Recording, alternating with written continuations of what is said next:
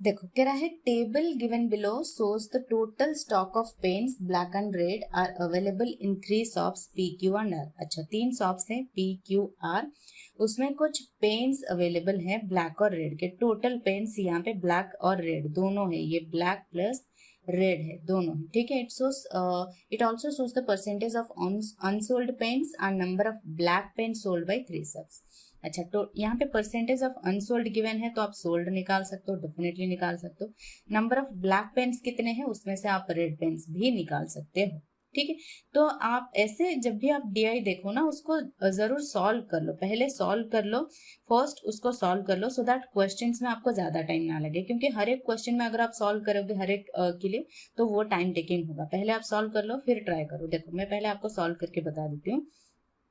यहाँ पे ये हो गया पी क्यू आर, ठीक है। टोटल पेन्स है 300, 650, यहाँ पे 400 है। अनसोल्ड यहाँ पे अनसोल्ड के लिए यू, सोल्ड के लिए एस लिख रही हूँ, ठीक है। अनसोल्ड यहाँ पे 50% है तो 200, सोल्ड भी 200 होंगे, ठीक है। यहाँ पे 20% है, इसका 20 इसका दुगना कितना होगा 130, तो बचे कितने 520 सोल्ड, ठीक है। इसका 30% यानी 3 3 जा 90, बाकी 210 ये हो गए सोल्ड। अच्छा यहाँ पे सोल्ड में से ब्लैक कितने सेल हुए हैं और रेड कितने सेल हुए हैं ये यहाँ पे लिखते हैं। ब्लैक आपको पहले से गिवन है 110, 220, 70, इसमें से 110 गया तो 100 बचा, 220 गया तो 300 बचा, यहाँ पे 70 गया तो 130 बचा, ठीक है। ये आपका पूरा का पूरा डीआई है, ठीक है। इसमें से अब हम क्वेश्चंस को सॉल्व करेंगे, ठीक है। चलो देखो पहला क्वेश्चन क्या करें। Find the ratio of total number of red pen sold by sub Q and total number of pens sold by sub R.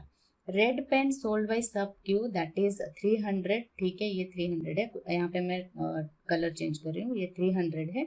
And total number of pen sold by sub R that is pen sold कह रहा है 200 है, यानी 3:2 यहाँ पे correct answer होगा, ठीक है। नेक्स्ट क्वेश्चन देखो, ये बहुत बड़ा क्वेश्चन है। अच्छा इसको देख के कुछ स्किप करने की कोशिश करेंगे, इतना बड़ा क्वेश्चन है, नहीं करेंगे, बिल्कुल नहीं करना। इसको आप सॉल्व कर सकते हो विदाउट पेन एंड पेपर भी आप इसको सॉल्व कर सकते हो। मैं खुद आपको बता देती हूँ कि कैसे आपको करना है, पहले समझ लो फिर विदाउट पेन पेपर आप एग्जाम में कर सकते हो, इसीलिए आपको पहले से ट्राई करा रही हूँ, ठीक है।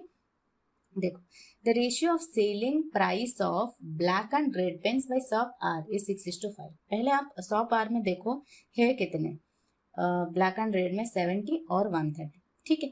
70 है 130 है, ये ब्लैक रेड, पहले समझ लो, मैं समझाने के लिए आपको लिख रही हूँ, ठीक है।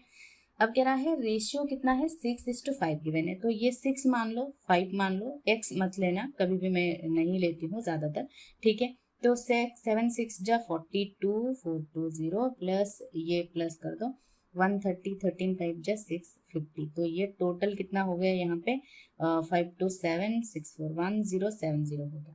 नेक्स्ट क्या कह रहा है, total amount received after selling all the pens by shopper is 2140, लेकिन ये 1070 आया, वो कह रहा है 2140 विच इज क्या, इसको डबल करो, देखो इंटू 2 करो, 2 7 जा 14 1, यस ये डबल हो रहा है, राइट। तो अगर ये डबल है इसका तो ये भी डबल होना चाहिए, है ना, ये भी डबल होना चाहिए, तो ये हो जाएगा 12, इसका होगा सेलिंग प्राइस कितना 10, ठीक है, रेड पेन्स का। आगे देखो if selling price of shop S for black pens is 75% ऑफ SP of black pens by shop R, मतलब इसका 75% आपको एस की बात कर रहा है फॉर ब्लैक पेन्स, ठीक है। ये आपको समझ आ गया यहाँ तक, ठीक है। Then what amount will shop S get after selling 120 black pens, clear, यहाँ पे आंसर निकाल सकते हो।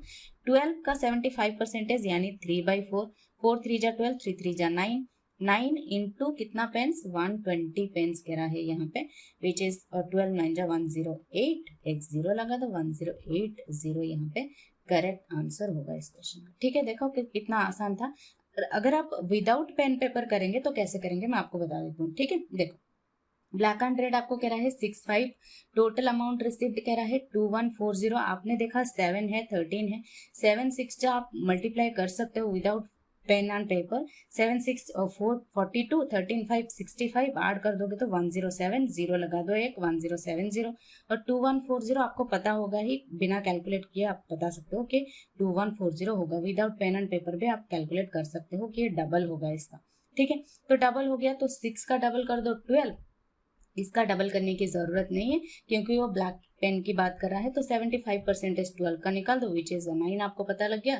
तो 12 इंटू 9 आपको पता है 108, एक जीरो लगा दो, आंसर आपका आ गया। ठीक है, ऐसे करके आप easily without pen and paper भी कर सकते हो डिपेंडिंग अपॉन योर प्रैक्टिस। इसीलिए मैं आपको प्रैक्टिस करा रही हूँ कि प्रैक्टिस करोगे तभी आप पता चलेगा कि कैसे विदाउट पेन एंड पेपर भी करना है। ठीक है चलो नेक्स्ट क्वेश्चन देखते हैं क्या गिवन है।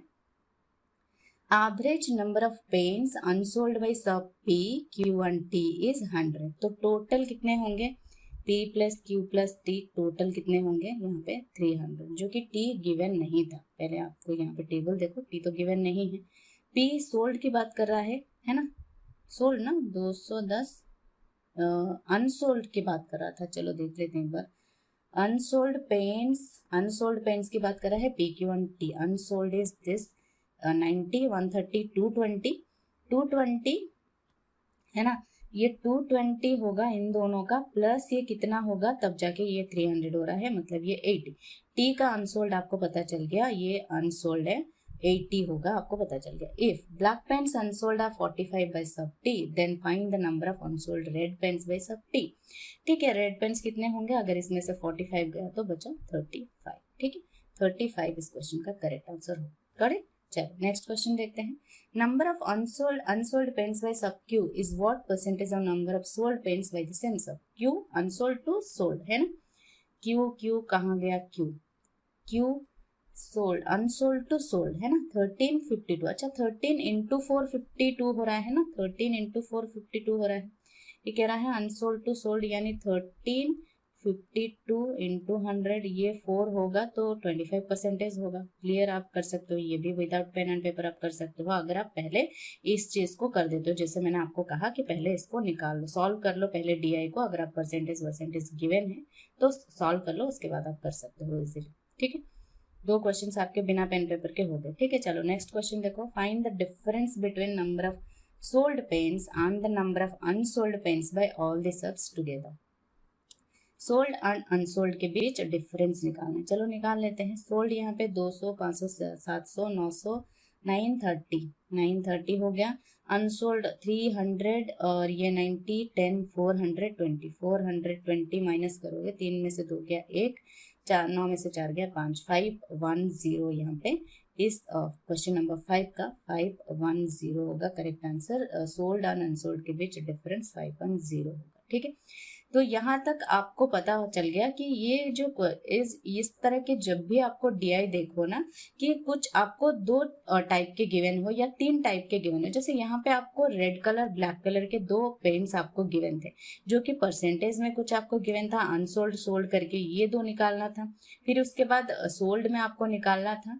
तो आपने क्या क्या, अगर आप हर क्वेश्चन में करते तो इसको एक बार निकालते एक क्वेश्चन में, दूसरे क्वेश्चन में अगर पी के बारे में गिवन होता तो 2 बार निकाल लेते, जिसमें आपका टाइम टेकिंग होता सॉल्व करने के लिए। आप कर सकते हो तो ट्राई करके देखना टाइम टेकिंग हो रहा है कि नहीं हो रहा है उस कॉन्सेप्ट से। ठीक है, अगर आप इस कॉन्सेप्ट से करोगे तो ये टाइम कम लगेगा, क्योंकि आपने पहले ही निकाल दिया है डेटा, जो कि अगर आप जो कि हमने मैंने यहाँ पे आपको स्क्रीन पे करके दिखाया तो बार बार इधर ऊपर नीचे कर रहे हैं।